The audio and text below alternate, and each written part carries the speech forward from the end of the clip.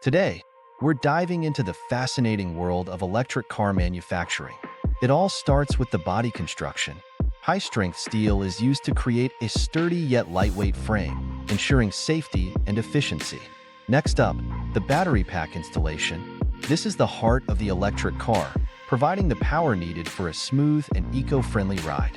Moving on to the assembly line, where robots and skilled technicians work hand in hand to piece together the intricate components of the vehicle.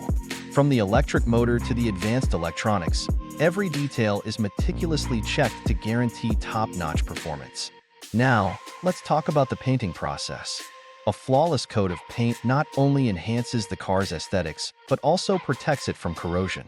Multiple layers are applied, followed by a meticulous inspection to ensure a showroom-quality finish. As we approach the final stages, the interior installation takes center stage. Luxurious materials, cutting-edge technology, and ergonomic design come together to create a comfortable and futuristic driving experience. From the dashboard to the seats, every element is crafted with precision and style. Last but not least, quality control. Rigorous testing procedures are conducted to guarantee that each electric car meets the highest standards of safety, performance, and durability.